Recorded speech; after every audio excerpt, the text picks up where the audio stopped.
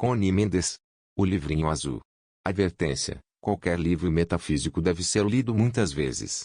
De cada vez que se relê compreende-se melhor. Aquilo que é praticado fica em nós. O que se lê, e não é praticado, desaparece. Introdução.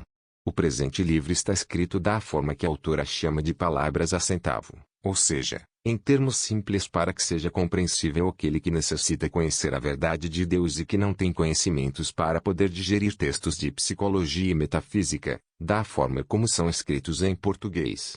Cada vez que ouvimos ou lemos algo novo, e que nos é desconhecido, despertam-se células que estavam adormecidas no nosso cérebro. Da segunda vez que tropeçamos com aquela nova ideia iremos compreendê-la um pouco melhor. As células mexidas começam a trabalhar a ideia, e em pouco tempo faz-se luz na nossa mente, ou seja, aceitamos a ideia, adoptamos-la e pomos-la em prática automaticamente. É assim que vamos despertando, aprendendo, evoluindo e avançando. Não é necessário fazermos esforços sobre-humanos para que as coisas nos entrem na cabeça. É um processo natural. O que precisamos é de usar a nossa boa vontade para ler, reler, voltar a reler, até sentirmos que a aprendizagem se tornou automática. É tudo. Leva contigo, na tua mala ou saco, um exemplar deste livrinho. Põe outro na tua mesa de cabeceira. Relê-os a miúde, sobretudo cada vez que se te apresente um problema, cada vez que tens que enfrentar uma situação angustiante ou difícil, não importa que for. Vai acontecer algo assombroso, que é o livrinho abrir-se na página que te convém consultar, e pensarás, parece que isto foi escrito para mim. Jesus Cristo disse, na casa de meu Pai há muitas moradas.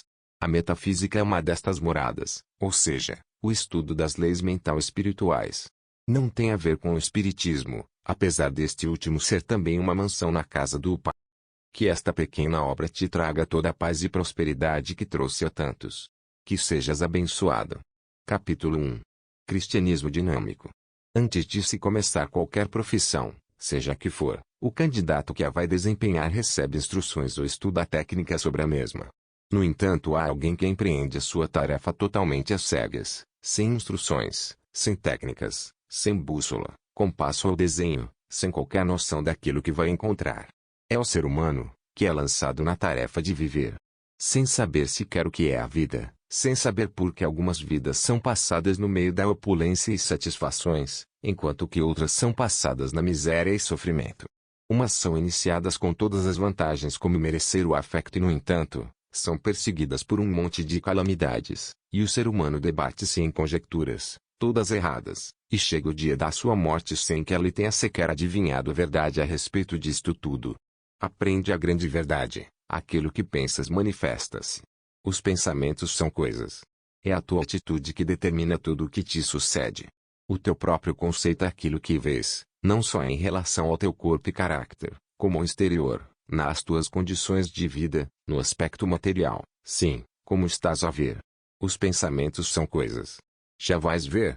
Se tens o costume de pensar que és de constituição saudável, faças o que fizeres, serás sempre saudável. Mas mudas a tua maneira de pensar, deixas-te influenciar pelo medo das doenças e começas a adoecer. Pedes a saúde.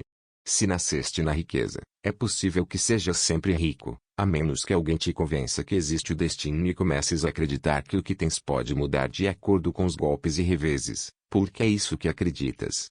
A tua vida, o que te acontece obedece às tuas crenças e ao que expressas por palavras. É uma lei. Um princípio. Sabes o que é um princípio? É uma lei invariável que nunca falha. Esta lei chama-se o princípio do mentalismo.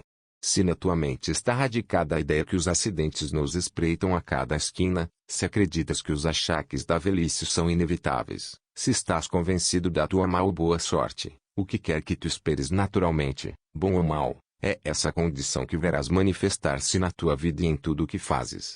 Isto é o porquê das coisas que te acontecem. Nunca estamos conscientes das ideias que chegam à nossa mente. Elas vão se formando de acordo com o que nos ensinam, ou que ouvimos dizer. Como quase toda a gente ignora as leis que governam a vida, as leis chamadas da criação, quase todos nós passamos as nossas vidas a fabricar condições contrárias, vendo tornar-se mal, aquilo que prometia ser tão bom, tacteando, às cegas, sem bússola, timão ou compasso, culpando a vida dos nossos males, e aprendendo à força de golpes e pancadas, ou então atribuindo-os à vontade de Deus. Com o que acabaste de ler, terás dado conta que o ser humano não é o que te fizeram crer, ou seja, uma folha no meio de uma tempestade, batida aqui e ali segundo os ventos. Nada disso. A sua vida, o seu mundo, as suas circunstâncias, tudo o que ele é, tudo o que lhe acontece são criações dele mesmo e nada mais. Ele é o rei do seu império e se a sua opinião é que ele não é senão uma folha no meio da tempestade, pois assim será. Ele acreditou e permitiu que assim fosse. Nascer com livre-arbítrio significa ter sido criado com o direito individual de escolher. Escolher o quê? O pensar negativo ou positivamente. Pessimista ou optimisticamente. Pensando no bom e no mal, que produz o bom e o mal, ou pensando no feio e belo, que produz o feio e belo no exterior ou interior. A metafísica sempre ensinou que aquilo que pensamos a miúde passa ao subconsciente e aí se estabelece, actuando como reflexo. A psicologia moderna, e finalmente, descobriu isto. Quando o ser humano se vê envolvido nos efeitos da sua ignorância, ou seja, que se tornou ele mesmo uma calamidade, volta-se para Deus e suplica-lhe que o liberte do sofrimento. Nota do tradutor: embora a grafia oficial tenha abolido a palavra criar, mandando escrever invariavelmente criar, no campo filosófico somos obrigados a fazer nítida distinção entre criar e criar, uma vez que se trata de conceitos radicalmente diferentes. Criar representa um novo início, ao passo que criar é apenas uma continuação. O poder infinito é o criador do universo, mas um fazendeiro é um criador de gado. Huberto Rodin. O homem nota que Deus às vezes o ouve e outras, inexplicavelmente não o ouve. Este último caso, é quando os familiares o consolam dizendo-lhe que há que se resignar perante a vontade de Deus. Quer dizer que todos dão por assente que a vontade do Criador é má, mas ao mesmo tempo a religião ensina que Deus é nosso Pai. Um Pai todo amor, bondade, misericórdia. Todo sabedoria e eterno. Estás a ver como estas duas teorias não estão de acordo? Parece-te sensato que um Pai todo amor e infinitamente sábio, possa sentir e expressar má vontade perante os seus filhos. Nós, pais e mães mortais, não seríamos nunca capazes de condenar ao fogo eterno um filho nosso por um erro natural da sua condição de mortal, e consideramos que Deus é capaz disso. Quer dizer que, sem que nos demos conta disso, estamos atribuindo a Deus uma natureza de magnate caprichoso, vingativo, cheio de má vontade, pendente da nossa menor infração para nós dar castigos fora de toda a proporção. É natural pensar assim quando nascemos e vivemos ignorando as regras e as leis básicas da vida. Já dissemos as razões das nossas manifestações. Produzimos-las com o pensamento. É nisto que somos a imagem e semelhança do Criador. Somos criadores. Criadores, cada qual dá a sua própria manifestação. Agora, por que Deus parece atender-nos às vezes e outras não? Já vais ver. A oração é o pensamento mais puro e mais alto que se pode pensar. É polarizar a mente no grau positivamente mais alto. São vibrações de luz que lançamos quando oramos, ou seja, quando pensamos em Deus. Essas vibrações têm que transformar instantaneamente, em perfeito e belo, todas as condições obscuras que nos rodeiam, como quando se levou uma lâmpada para um quarto na penumbra. Sempre que aquele que está orando, pense e acredite que esse Deus a quem pede é um Pai amoroso, que deseja dar tudo o que é bom a seu filho. Nesse caso Deus atende sempre. Mas como? Em geral, a humanidade tem o costume de pedir assim: ai, Deus, tira-me deste apuro, que eu sei que me convém, e por isso tu queres impor-me esta prova. Por outras palavras, já negou toda a possibilidade de recebê-lo. Tem mais fé nesse Deus que nos ensinaram caprichoso, vingativo, cheio de má vontade, que não está senão à espera que cometamos a primeira infração para passar nos castigos de uma crueldade satânica. Pois aquele que assim pede não recebe senão de acordo com a sua própria imagem de Deus. É tão simples como te estou a dizer. Agora, não voltes a esquecer jamais que a vontade de Deus para ti é o bem, a saúde, a paz, a felicidade, o bem-estar, todo o bem que Ele criou. Não voltes jamais a esquecer que Deus não é nem o juiz, nem o polícia, nem o cobrador, nem o tirano que te fizeram crer. A verdade é que Ele criou 7 leis, 7 princípios que funcionam em tudo e sempre. Não descansam um só minuto. Encarregam-se de manter a ordem e a harmonia em toda a criação. Não são precisos polícias no espírito. Aquele que não segue a lei, castiga-se a si mesmo. O que pensas manifesta-se, de maneira que, aprende a pensar corretamente com a lei para que se manifeste todo o bem que Deus quer para ti. São Paulo disse que Deus está mais perto de nós que os nossos pés e mãos, mais ainda que a nossa respiração, de maneira que não há que pedir-lhe aos gritos para que nos ouça. Basta pensar nele para que se comece a compor o que parece estar descomposto. Ele criou-nos. Ele conhece-nos melhor do que nós podemos conhecer a nós próprios. Ele sabe por que agimos desta ou daquela maneira e não está à espera que nós comportemos como santos quando apenas estamos a aprender a caminhar por esta vida espiritualismo. Vou pedir-te que não acredites em nada do que estou dizendo sem primeiro o comprovares. É teu direito divino e soberano. Não faças o que fizeste até agora, aceitar tudo o que ouves e tudo o que vês sem te dares oportunidade de julgar entre o bem e o mal. Capítulo 2. A mecânica do pensamento. Durante todo o dia e toda a noite pensamos uma infinidade de coisas distintas. Passa pela nossa mente uma espécie de filme cinematográfico constante mas aos bocados. Entre tantas ideias diferentes, detemo-nos a contemplar, examinar ou estudar umas mais que outras. Por quê? Porque nos estimularam o sentimento. Produziram em nós um sentimento de medo ou de antipatia, de simpatia ou de pena, um sentimento agradável ou desagradável, não interessa. O facto é que através daquele sentimento, a ideia interessa-nos, voltamos a ela mais tarde, talvez até a comentemos com alguém. Isto é meditar, e o que assim se medita passa ao subconsciente e é aí gravado. Uma vez gravada uma ideia no subconsciente, converte-se num reflexo. Tu sabes que quando o médico te dá um toque com um objeto num sítio ao redor do joelho, a tua perna dá um salto. Tocaram-te num ponto sensível e reagiste, não? Dessa mesma maneira, cada vez que ocorre na tua vida algo referente a uma das ideias que estão gravadas no teu subconsciente, o reflexo reage da forma exata em que foi gravada.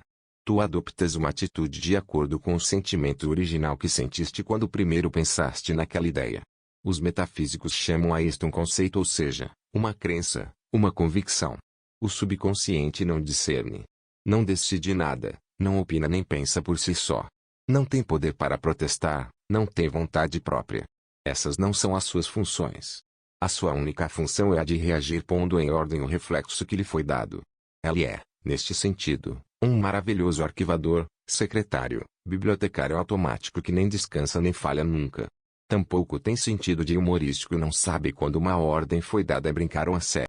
De maneira que se o teu nariz é um tanto grande se tu, para fazer rir os outros, adoptas a brincadeira de chamar-lhe o meu nariz de batata, por exemplo, como o subconsciente é um criado perfeito, não tem sentido de humor e só sabe obedecer incondicionalmente, tratará por todos os meios de cumprir a ordem que lhe deram as tuas palavras e o teu sentir. E verás o teu nariz parecer-se mais e mais a uma batata. A palavra metafísica quer dizer para lá do físico, ou seja, a ciência que estuda e trata de tudo que é invisível aos sentidos físicos. Dá-te a razão de ser de tudo que não compreendemos, de tudo o que é misterioso, e é exata, como comprovarás à medida que vás lendo este livrinho.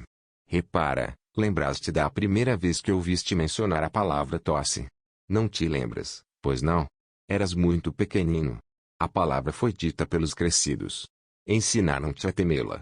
À força de repeti-la ensinaram-te a compreendê-la, disseram-te para não molhares os pés, que não apanhasses correntes de ar, para não te aproximares de alguém porque tinha gripe e pegava-te, etc., etc. Tudo isto se foi gravando no teu subconsciente e aí formou um reflexo. Não tiveste nunca que te lembrar das advertências dos teus pais. O dano estava feito. De ali em diante, o teu subconsciente brindou-te com uma gripe, o melhor que te conseguiu obsequiar, cada vez que te colocaste numa corrente de ar, cada vez que molhaste os pés, cada vez que te chegas perto de alguém gripado e cada vez que ouves dizer que anda por ali uma epidemia de gripe. Por culpa dos teus mais velhos, por aquilo que ouviste os outros dizer, pelo que leste nos jornais e viste nos anúncios, na rádio e televisão, e sobretudo porque ignoras a verdade metafísica da vida. Aceitaste estas ideias erradas que se converteram em reflexos que actuam sem premeditação tua, automaticamente, e que são a causa de todos os males que cercam o quadro da tua vida. Possuis um carregamento volumoso de ideias feitas, que afetam todos os departamentos da tua vida, corpo, alma e mente. Se não as tivesses aceite, sim, pelo direito que te dá o teu livre-arbítrio, de escolher, aceitar ou rejeitar, se não tivesses aceite o negativo, não há germe nem vírus, nem poder no mundo, que tivesse podido atacar ou convencer o teu subconsciente. Para que actuasse de forma diferente daquela que tu permitiste. A tua vontade, negativa ou positiva, é o imã que atrai para ti os germes, as circunstâncias adversas ou as boas. Como já dissemos, a tua atitude negativa ou positiva perante os factos determinam os efeitos sobre ti. Capítulo 3. A fórmula infalível. Dissemos que cada mente humana contém uma acumulação de opiniões, convicções ou conceitos errados, contrários à verdade e em conflito com os princípios básicos da criação, e que estão perenemente manifestando, nas condições exteriores, todas essas calamidades e sofrimentos que se manifestam no ser humano e no mundo em geral: doenças, acidentes, tristezas, conflitos, desarmonias, escassez, fracassos e até a morte. Felizmente nada disso se ajusta na verdade do ser. Felizmente existe a maneira de apagar todas essas falsas crenças e substituí-las por corretas, que não somente produzem condições e circunstâncias positivas, boas, felizes, corretas, como, uma vez corrigido o erro e estabelecida a verdade no subconsciente, nunca mais poderão voltar a suceder coisas negativas nas nossas vidas. A ordem foi trocada. O ímã mudou de polo. É absolutamente impossível atrair alguém que não se encontre já a sua correspondência em nós. A fórmula infalível é a seguinte: cada vez que te acontece algo indesejável, que adoeças, que tenhas um acidente, que te roubem, que te ofendam, que te incomodem, ou que tu sejas a causa de algum mal em relação a outro ou a ti mesmo, se fores afligido por um defeito físico, ou moral, ou de caráter, se te desagrada alguém, se o detestas ou se o amas demasiado e sofres por isso, se te torturam, se te apaixonas por alguém que pertence a outro, se és vítima de uma injustiça ou vítima do domínio de outro. A lista é interminável de forma que põe tua condição que te está a afetar. Conhece a verdade. Jesus Cristo, o maior de todos os mestres da metafísica, disse: conhecer a verdade e ela vos fará livres. A verdade, a lei suprema, é a harmonia perfeita, a beleza, a bondade, a justiça, a liberdade, a saúde, vida, inteligência, sabedoria e amor. Todo o oposto é aparência. É contrário à lei suprema da harmonia perfeita, logo é mentira porque é contrário à verdade. O teu eu superior é perfeito. Agora e sempre foi perfeito. Não pode adoecer porque é vida. Não pode morrer pela mesma razão. Não pode envelhecer. Não pode sofrer. Não pode ter medo. Não pode pecar. Não tem que lutar. Não pode mudar nunca. É belo. É amor, inteligência, sabedoria. Essa é a verdade. É a tua verdade, a minha, a de todos os seres humanos, agora. Não é que o ser humano seja Deus. Assim como uma gota de água do mar não é o mar, mas contém tudo o que forma e contém o mar, num grau infinitesimal, e para um átomo, essa gota de água é um mar. Qualquer coisa que estejas manifestando, que te esteja a acontecer contrária à harmonia perfeita, o que tu mesmo estejas fazendo ou sofrendo que seja contrário à lei da harmonia perfeita, deve ser uma crença errada que tu criaste, já o sabes, e que por reflexo estás atirando para fora e atraindo o seu igual do exterior. Não tem nada a ver com o teu eu superior. Esse continua perfeito. As suas condições e a sua situação são perfeitas. Agora, em cada uma das circunstâncias enumeradas acima, deves recordar o que eu acabo de dizer e depois dizer mentalmente ou em voz alta, como quiseres: não aceito. Dilo com firmeza mas com infinita suavidade. Os trabalhos mentais não necessitam de força física. Nem o pensamento nem o espírito têm músculos. Quando disseres não o aceito, falo como se dissesses não me apetece, tranquilamente mas com a mesma convicção e firmeza, sem gritar, sem violência, sem movimento e sem brusquidão. Faço-me entender? Depois de teres dito não aceito, lembra-te que o teu eu superior é perfeito, que as suas condições são perfeitas. Agora diz: declaro que a verdade deste problema é harmonia, amor, inteligência, justiça, abundância, vida, saúde, etc. Qualquer que seja o oposto à condição negativa que se está manifestando nesse momento. Obrigado por que me ouviste. Não deves acreditar cegamente no que estás lendo. Deves comprová-lo tu mesmo. Em linguagem metafísica isto chama-se um tratamento. Depois de qualquer tratamento há que se conservar a atitude a quando dá a declaração. Não se pode permitir que haja dúvida a respeito da eficácia do tratamento, nem se pode voltar a expressar por palavras os conceitos, opiniões e crenças antigas, porque se destrói e se anula o tratamento. O propósito é de transformar o padrão mental que tem estado a dominar o subconsciente, ou seja, o clima mental em que tens vivido, com toda a tua série de circunstâncias negativas. São Paulo disse: sois formados pela renovação da vossa mente. Esta renovação faz-se mudando toda a crença antiga, à medida que se vão apresentando perante a nossa vida, ou a nossa consciência com o conhecimento de desacordo com a verdade. Temos convicções que estão tão arraigadas que são aquilo a que se chama em linguagem metafísica cristalizações. Estas requerem mais trabalho que as outras. Mas cada negação ou afirmação que se faça em relação a estas cristalizações vão apagando o desenho original, até que este desaparece totalmente e não fica senão a verdade. Verás os milagres ocorrerem na tua vida, no teu ambiente e nas tuas condições. Tu não tens defeitos, senão aparência de defeitos. O que vês como defeitos morais ou físicos, são transitórios, porque ao conhecer a verdade do teu eu verdadeiro, teu Cristo, teu ser superior, perceberás que és um perfeito Filho de Deus, feito à semelhança do Pai, e começam a apagar-se as imperfeições que estás apresentando ao mundo. É um feito constatável. Todo estudante de metafísica cristã pode corroborar o que acabo de dizer. Esta é a grande verdade. Nunca a esqueças. Começa agora mesmo a praticá-la. Quanto mais se pratica, mais se realiza, mais se cresce e mais feliz te sentirás. Lembra-te. Tu és único, como as tuas impressões digitais. Foste criado como um desenho único, para um propósito especial e mais ninguém o pode cumprir. Demoraste 14.000 anos para evoluir e chegares a este ponto. As expressões de Deus são infinitas. Tu e eu somos só duas dessas infinitas expressões. O teu Cristo é um ser inteligente que te ama com delírio e que espera há séculos que o reconheças. Chegou o momento. Fala-lhe, consulta-o e espera as suas respostas. É o guia e mestre, único para ti. Quando conseguires compreender, aceitar e praticar esta verdade, nascerá Cristo em ti. É o que está profetizado para esta era. É o Messias. Jesus não vai voltar a nascer agora. Cada um vai encontrar o Cristo na sua consciência e no seu coração, tal como aconteceu com Jesus. Por isso o chamaram de Jesus Cristo. Capítulo 4. O decreto. Cada palavra que se pronuncia é um decreto que se manifesta no exterior. A palavra é o pensamento falado.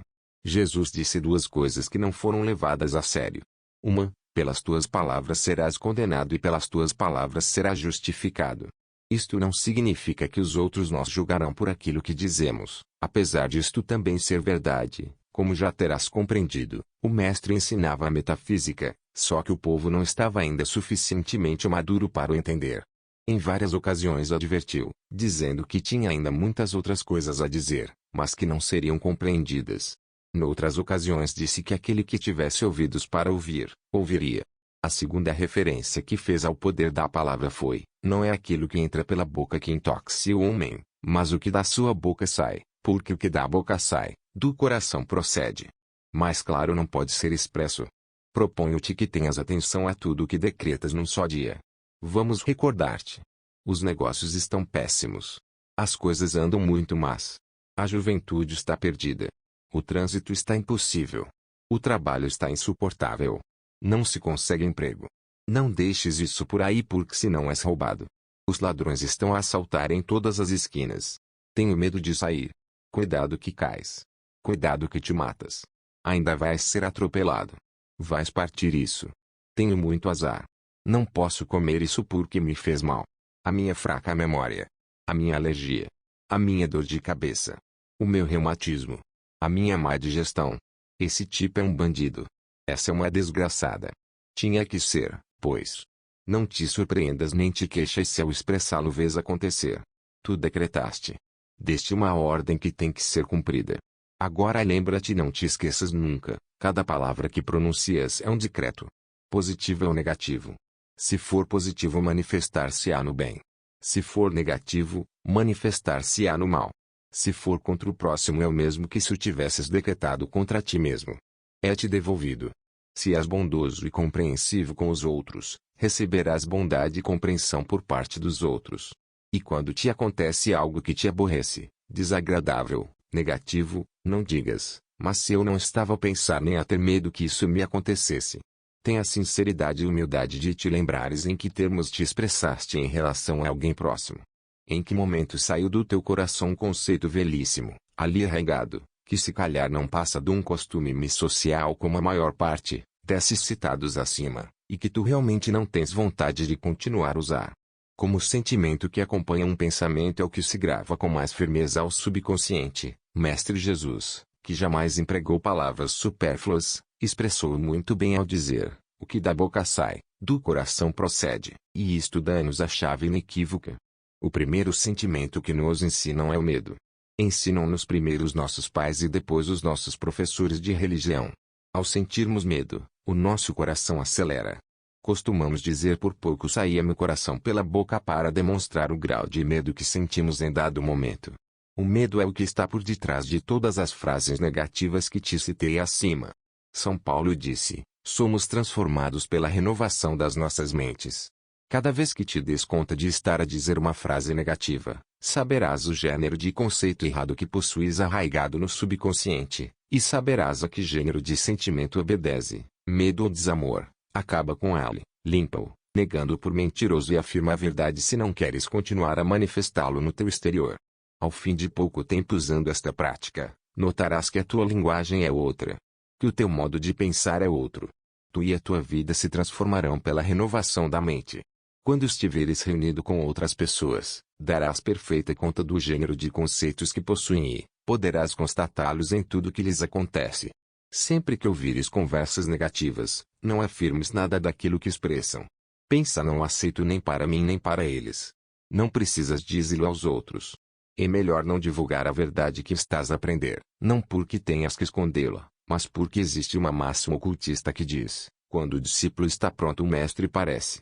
Pela lei da atração, todo aquele que está preparado para subir de grau, é automaticamente aproximado àquele que o pode ajudar a crescer, de maneira que não trates de fazer o trabalho de catequista. Não obrigues ninguém a receber lições sobre a verdade, porque podes te encontrar com aqueles que tu acreditavas estarem mais dispostos, e serem afinal os que menos simpatizavam com a ideia. A isto se referia Jesus quando disse: não deem o santo aos cães, nem deem as pérolas a porcos, não seja que os pisem, e se voltem e os despedacem. Capítulo 5. A fé move montanhas. Por que e como? Toda a gente conhece o ditado e o repete a miúde. Repetem-no como papagaio, pois não sabem o que significa, nem por que, nem como isso é, que a fé move montanhas. Poucos sabem que o medo também move montanhas.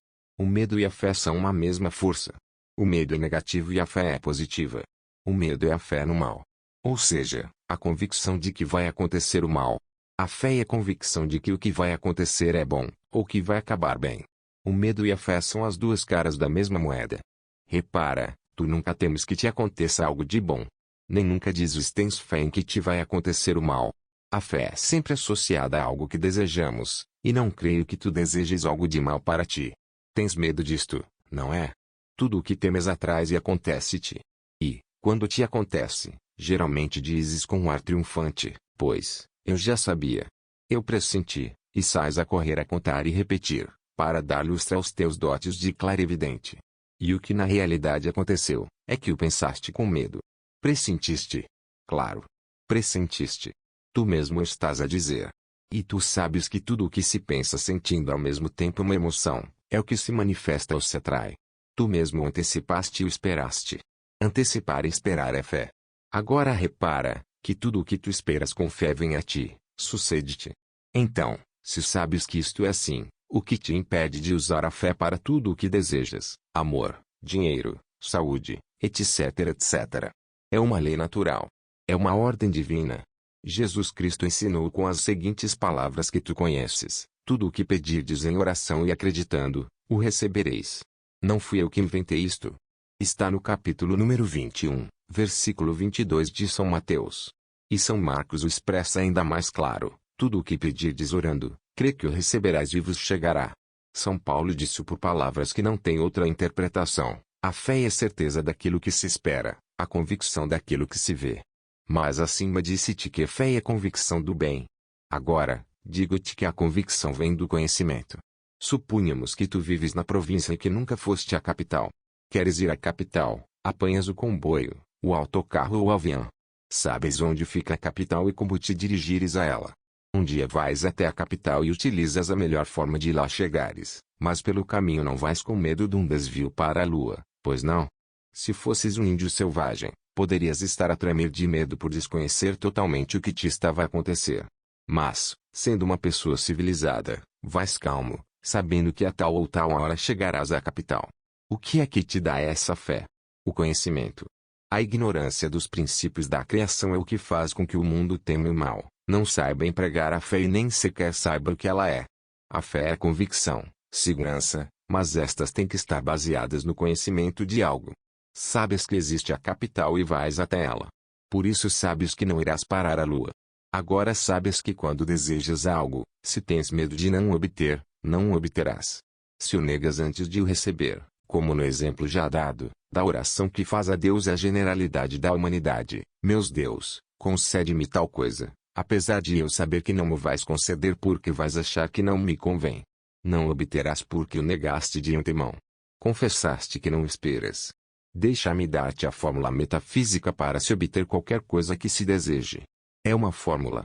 Temos que a empregar para tudo. Comprova por ti mesmo. Não acredites em mim cegamente. Eu desejo tal coisa, em harmonia para todos e de acordo com a vontade divina, sob a graça e de forma perfeita. Obrigado, Pai, que me ouviste. Agora não duvides por um só instante. Empregaste a fórmula mágica. Cumpriste com a lei completa e não tardarás em ver o teu desejo manifestado. Tem paciência. Quanto mais tranquilo esperares, mais depressa verás o resultado. A impaciência, a tensão e o por-se empurrar mentalmente, destroem o tratamento. A fórmula é o que em metafísica se chama um tratamento. Para que saibas o que fizeste ao repetir a fórmula, vou explicar-te o processo detalhadamente. Ao dizeres em harmonia para todos, eliminaste todo o perigo de que a tua conveniência prejudicasse outros, não te sendo possível desejar o mal a outros. Ao dizeres de acordo com a vontade divina, se o que tu desejas é menos perfeito para ti, verás suceder algo muito melhor do que esperavas. Neste caso, significa que o que estavas a querer não ias achar suficiente, não iria resultar em tão bom quanto tu pensavas. A vontade de Deus é perfeita. Ao dizeres sob a graça e de maneira perfeita, é fechado um segredo maravilhoso. Deixa-me dar-te um exemplo daquilo que acontece quando não se sabe pedir sob a graça e perfeição. Uma senhora necessitava urgentemente de um montante em dinheiro, e pediu para o dia 15 do mês. Tinha fé absoluta de que o receberia, mas o seu egoísmo e indiferença não a inspirou para pedir considerando mais qualquer coisa. No dia seguinte ao pedido, a sua filha foi acidentada por um carro, e no dia 15 do mês ela recebeu a quantia exata que tinha pedido. Teve que pagá-la a companhia de seguros pelo acidente da filha. Ela trabalhou a lei contra ela mesma. Pedir sob a graça e de maneira perfeita é trabalhar com a lei. Espiritualismo é a lei de Deus que se manifesta sempre no plano espiritualismo. Aí, no plano espiritual, tudo é perfeito, sem obstáculos, sem inconvenientes, sem tropeços nem males para ninguém, sem lutas nem esforços, suavezinho, suavezinho, tudo com grande amor, e essa é a nossa verdade. Essa é a verdade que, ao ser conhecida, nos faz livres. Obrigado, Pai, que me ouviste. É a maior expressão de fé que podemos ter. A teologia Jesus ensinou e empregava em tudo, desde antes de partir o pão com que alimentou 5.000 pessoas, até para dizer como transformar o vinho no seu sangue, dando graças ao Pai antes de ver a manifestação. Como irás vendo, tudo o que Jesus ensinou foi metafísico. Tudo o que desejas, tudo aquilo de que fores necessitando, podes manifestar. O Pai já previu tudo, já deu tudo, mas há que ir lhe pedindo à medida que se sinta a necessidade. Só tens que te lembrar que não podes pedir o mal para outro porque te será devolvido, e tudo o que peças para ti deves pedi-lo também para toda a humanidade, porque todos somos filhos do mesmo Pai. Por exemplo, pede grande. O Pai é muito rico e não gosta de mesquinhez. Não digas: ai, Deus Pai, dá-me uma casita. Só te peço uma casita, mesmo que seja pequenina, quando na realidade tu necessitas de uma casa muito grande porque tua família é numerosa. Não receberás senão aquilo que pedes. Assim, pede: Pai, dá-me a mim e a toda a humanidade todas as maravilhas do teu reino. E agora faz a tua lista. Para ires fortalecendo a fé, faz uma lista de coisas que desejas ou que necessitas. Enumera os objetos ou as coisas. Ao lado desta lista faz outra, enumerando coisas que desejas ver desaparecer, ou em ti mesmo ou externamente. No mesmo papel escreve a fórmula que já te dei acima. Agora, lê o teu papel todas as noites. Não te permitas sentir a menor dúvida. Dá de novo graças, às vezes que penses no que escreveste. À medida que vejas que se vão realizando as coisas enumeradas, vai marcando-as. E no final, quando as vires todas realizadas, não sejas mal agradecido pensando: se calhar, acontecia na mesma, porque isso é mentira. Se tas deram foi porque as pediste corretamente. O exterior organizou-se para tas dar. Como já estás muito habituado a sentir medo por uma variedade de razões, cada vez que fores atacado por um medo, repete a fórmula seguinte, que te irá apagando o reflexo que tens gravado no teu subconsciente: eu não tenho medo. Não quero medo. Deus é amor e em toda a criação não há nada que temer. Eu tenho fé. Quero sentir fé. Um grande mestre dizia: a única coisa que se deve temer é o medo. Deves repetir esta fórmula mesmo que estejas a tremer de terror. Nesse momento, com mais razão. Somente o desejo de não ter medo e o desejo de ter fé bastam para anular todos os efeitos do medo e para nos posicionar no polo positivo da fé. Suponho que já conheces o princípio psicológico que diz que, quando se apaga um hábito há que substituí-lo por outro. Cada vez que se nega ou expulsa uma ideia cristalizada no subconsciente, ela é um pouco apagada. O pequeno vazio que assim se faz, tem que ser preenchido imediatamente com uma ideia contrária. Senão, o vazio atrairá ideias do mesmo tipo e que estão sempre suspensas na atmosfera, pensadas por outros. Pouco a pouco irás vendo que os teus medos desaparecem, se é que tens a vontade de ser perseverante, repetindo a fórmula em todas as circunstâncias que se vão apresentando. Pouco a pouco irás notando que unicamente te acontecem as coisas como tu querias. Pelos seus frutos os conhecereis, disse Jesus. Esta grande ferramenta, o poder do decreto, atrai a nossa atenção na extraordinária história da criação que encontramos nos primeiros capítulos de Gênesis na Bíblia. Sugiro que arranjes algum tempo para ler este maravilhoso relato. Durante a leitura darás conta que o homem, quero dizer tu e eu, não foi criado para ser a peça do jogo das circunstâncias, a vítima das condições ou um malandro empurrado de um lado para outro por poderes fora do seu controle. Em vez disto, vemos que o homem ocupa o pináculo da criação, que longe de ser o mais insignificante do universo é, pela mesma natureza dos poderes com o qual foi brindado pelo seu Criador, a suprema autoridade designado por Deus para reger a terra e toda coisa criada. O homem está dotado dos mesmos poderes do Criador, porque é feito à sua imagem e semelhança. O homem é o instrumento pelo qual a sabedoria, o amor, a vida e o poder do Espírito Criador se expressam em plenitude.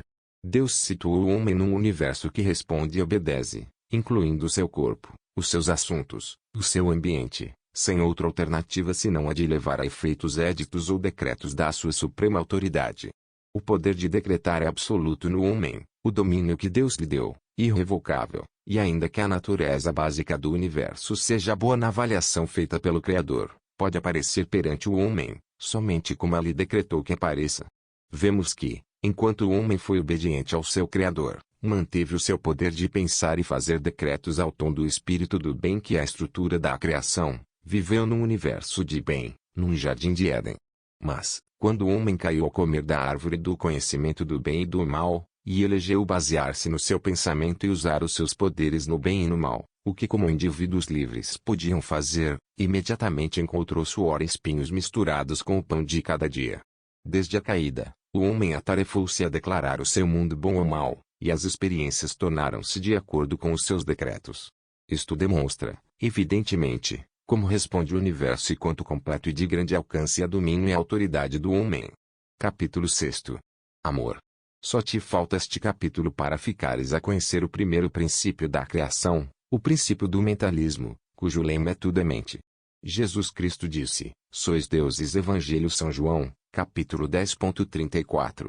Assim como a criação toda ela foi um pensamento manifestado, também o homem que é um Deus em potência cria com o pensamento tudo o que ele vê manifestado à imagem e semelhança do seu Criador. Isto já sabes.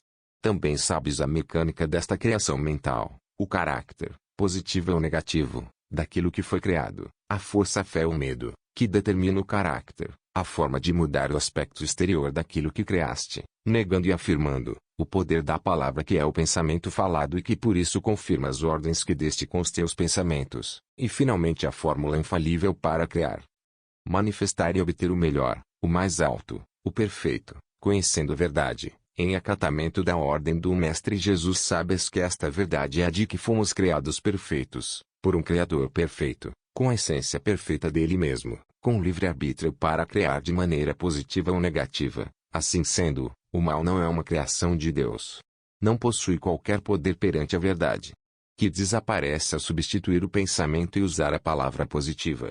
Jesus disse, não resistirás ao mal. São Mateus 5:39, ou seja, que dominaríamos o mal com o bem.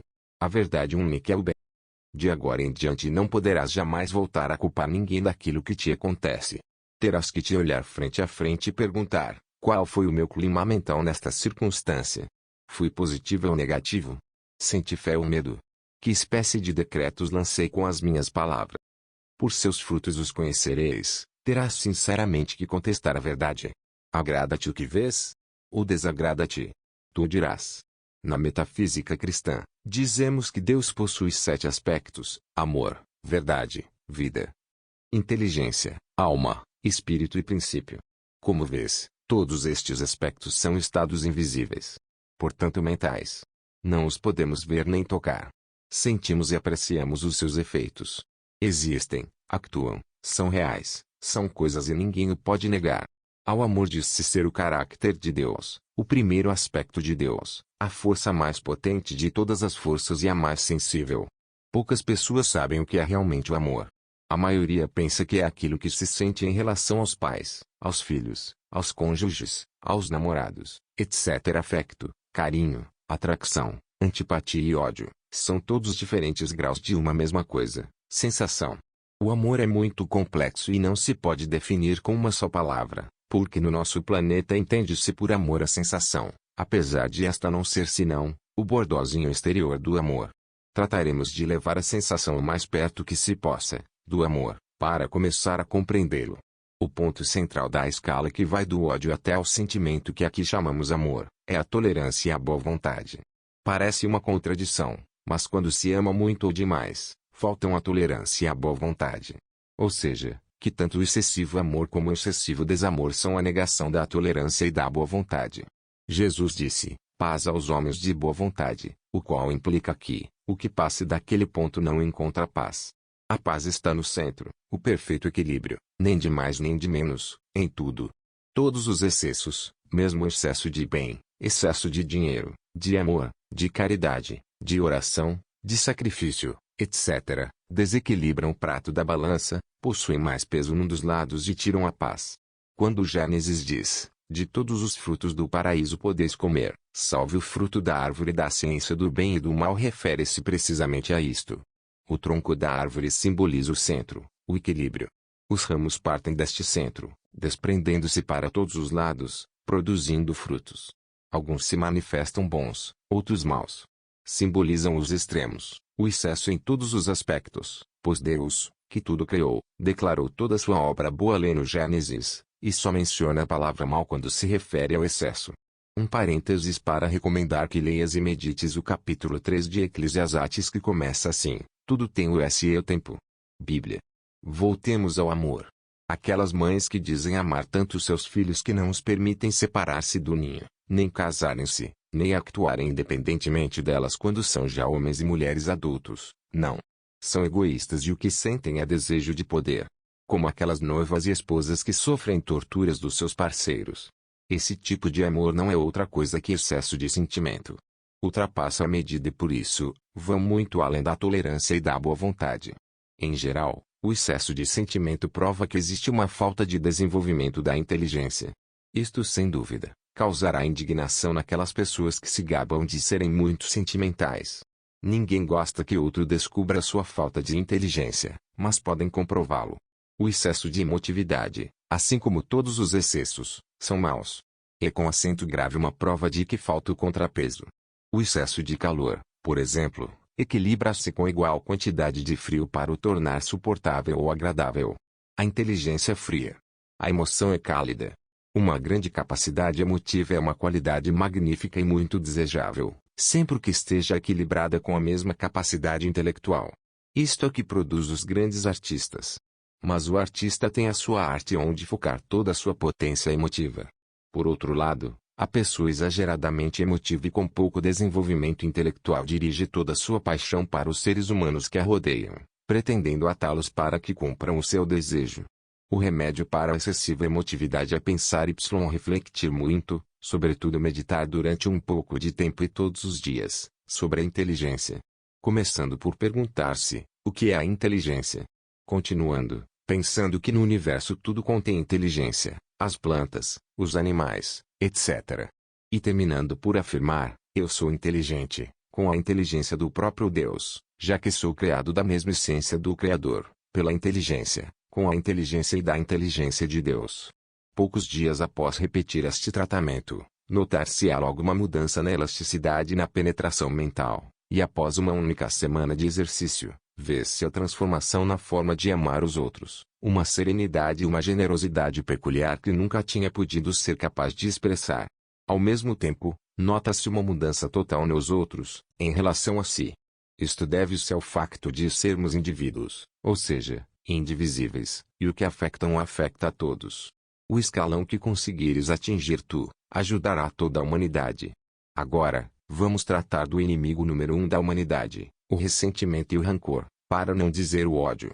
Quase não existem seres humanos que estejam isentos de ressentimentos, sem saber que isto amargura toda a vida, influencia negativamente toda a manifestação e é a causa de todas as decepções que sofremos, mesmo quando se aprende a negar e afirmar, a conhecer a verdade.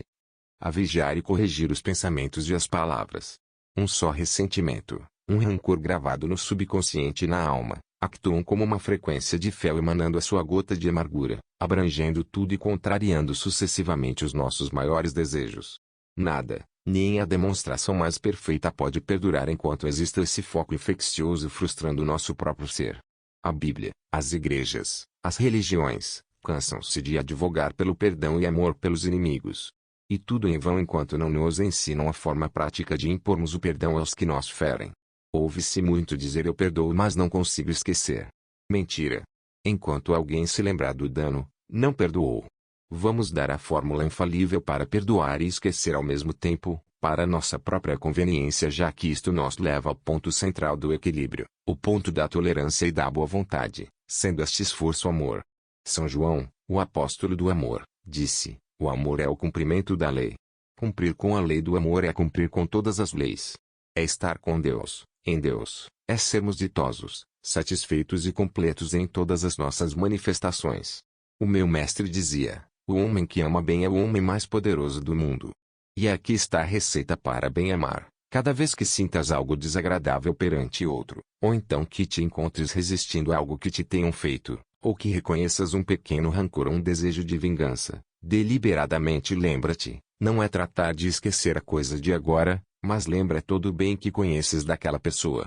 Trata de reviver os bocados agradáveis que gozaste na sua companhia, em tempos passados, anteriores ao momento que tirou. Insiste em rememorar o bom, as suas boas qualidades, a forma como pensavas nela. Se conseguires rir-te de alguma piada que ela tenha dito ou de algo cômico que gozaram juntos, o milagre foi feito. Se não bastar com um só tratamento, repete-o tantas vezes quanto seja necessário para apagares o rancor ou ressentimento. Convém fazê-lo até 70 vezes 7. Este é o cumprimento da lei dada por Jesus, não resistirás ao mal. Isto é voltar a outro prato da balança. É amar os inimigos, bendizer os que nos maldizem, fazer bem aos que nos aborrecem e orar por aqueles que nos ultrajam e perseguem, sem nos expormos a que nos pisem. Se o fizeres com sinceridade vais dar conta de algo muito estranho, que é primeiro sentires-te livre, e depois, que um monte de pequenos inconvenientes que apareciam e que não sabias a que atribuir, desaparecem como por encanto, e a tua vida passa a correr sobre rodas. Além de que te verás amado por toda a gente, mesmo por aquelas pessoas que antes não gostavam muito de ti. Decretos e afirmações ou a técnica dos tratamentos metafísicos. O que se segue destina-se a ensinar-te a formulares as tuas orações, que em metafísica chamamos de tratamentos. Como passamos o dia a pensar e a decretar, todos os dias oramos, de forma negativa ou positiva, criando, portanto, as nossas próprias condições, estados e sucessos. O importante é manter o ânimo que expressa a oração. Se depois de afirmar deixas regressar ao polo negativo, destróis o efeito da oração. Cuida dos teus pensamentos. Cuida das tuas palavras. Não te deixes arrastar por aquilo que os outros expressam. Lembra-te que eles ignoram o que tu já vais sabendo. O que pensas e pedes para ti, penso também para os outros. Todos somos um em espírito e essa é a forma mais efetiva de dar. Melhor que pão e limonada, que só duram uns instantes, enquanto que a verdade fica com a pessoa para sempre. Tarde ou cedo teu dom espiritual te chegará à mente consciente e terás feito o trabalho de salvação num irmão. O princípio do ritmo, que é a lei do pêndulo, o bumerangue, devolve-te o bem que fazes, assim como o mal que fazes. Diz-se que um e Deus é a maioria, de maneira que uma só pessoa que eleve a sua consciência ao plano espiritual e reconheça a verdade na forma expressa mais elevada, é capaz de salvar da ruína uma organização, salvar uma comunidade de crise, uma cidade ou uma nação, porque atua no plano espiritual que é a verdade e esta domina todos os planos inferiores. Conhecei a verdade e ela vos fará livres. Perante uma doença própria de outrem não aceito esta aparência, nem para mim, nem para ninguém. Eu sou vida, em ti, em mim, em todo o mundo. Obrigado, Pai, por me teres ouvido. Repete esta afirmação cada vez que chega à mente o caso que te fez expressá-la. Em caso de todos os medos não aceito o medo. Deus é amor. Eu sou seu filho, eu sou amor. Feito de amor, por amor. Obrigado, Pai, por me teres ouvido. Para casos de tristeza própria ou de outros não aceito isto. Eu sou alegria. Eu sou, começa a enumerar tudo de bom que tens. Obrigado, Pai. Perante toda manifestação de escassez não aceito esta aparência. O meu mundo contém tudo. Eu sou a abundância de tudo. Obrigado, Pai, porque onde tenho tudo o que preciso. Perante tudo aquilo que contraria a paz mundial ou particular não aceito esta aparência de conflito. Eu sou a paz, a harmonia, a ordem. Todos somos um só. Perdoa-os, Pai, que eles não sabem o que fazem. Eu perdoo-os e perdoo-me. Obrigado, Pai, que me ouviste sempre me ouves. Metafísica dos 10 Mandamentos. Inserimos aqui somente 2, o quinto e o sexto. Entre as leis chamadas de Deus que vais estudar enquanto tiveres vontade de aprendê-las, há uma que se chama a lei da correspondência. Não tem nada a ver com cartas nem com correio. Correspondência significa, neste caso, o que corresponde a outra coisa, ou seja, igual a, e também o que é o mesmo. Faço-me entender? Esta lei ordena que as condições de cada plano, ou cada estado de consciência, se encontram repetidas em todos os planos, em todas as partes. Por exemplo, estamos sempre desejando saber como são as características do digamos além. Esse além refere-se sempre ao plano superior da Terra, ou ao plano inferior da Terra. O lema desta lei é, como é em cima é embaixo, e como é embaixo é em cima. Quer dizer, que assim como na Terra temos governos, escolas, professores, problemas e formas de solucioná-los, mãos, pés, ouvidos, olhos, sons, tempo, espaço, flores e frutas. Enfim, já sabes o que se quer dizer com isto. Em cada plano, em todos os planos há o correspondente a isto tudo, apesar desses outros planos serem visíveis para os nossos olhos terrenos. A única diferença consiste em que à medida que se ascende de plano, as mesmas condições se tornam menos densas, mais amplas, digamos mais puras, mais bonitas, mais interessantes, mas mais complicadas, porque em cada plano superior há mais uma dimensão do que no anterior. Isto não significa que nos será difícil viver num novo plano depois de abandonarmos o anterior. Não. Pela simples razão, que não é mais difícil para uma criança andar sozinho, depois de aprender a andar. O quinto mandamento na terra diz-nos, não matarás. Ensina-nos que não devemos matar. Não se deve. É mal. Mas, por que é que é mal? Na verdade ninguém te diz. Simplesmente não deves matar. Vamos para um plano superior. Aí existe a mesma lei, só que ela diz-te, não matarás por mais que o tentes. Não somente não o conseguirás, como também a arma não encontra nada para matar, e é devolvido ao lugar de onde saiu. Tu lançaste-o. Fere-te ou corta-te a ti.